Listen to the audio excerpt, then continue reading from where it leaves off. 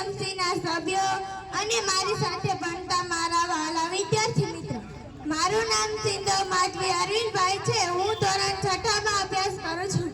આજે હું તમને 26મી જાન્યુઆરી અથવા પ્રજાસત્તાક દિન વિશે 2-3 શબ્દ કહીશ, તે સાંભળવા નમ્ર વિનંતી. 26મી જાન્યુઆરી એ આપણો રાષ્ટ્રીય તહેવાર છે. 15મી ઓગસ્ટ 1947ના દિવસે આપણો દેશ આઝાદ થયો. ત્યારબાદ દેશનું બંધારણ તૈયાર કરવા માટે બંધારણ સમિતિની રચના કરવામાં આવી. બંધારણ ઘડવાનું કામ ડોક્ટર બાબા સાહેબ આંબેડકરે કર્યું. આ બંધારણ 26મી જાન્યુઆરી 1950ના રોજ અમલમાં આવ્યું.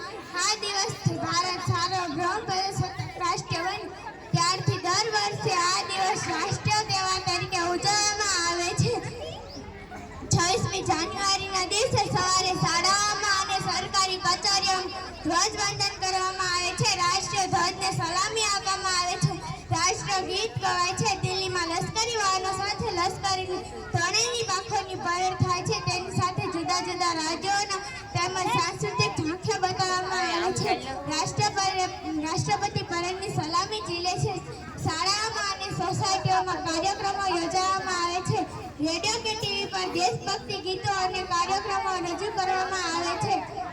સાંજે સરકારી મકાનો પર રોશની ઝળહળી ઉઠે છે. કેટલાક લોકો પોતાના મકાનો પર રોશની કરે છે.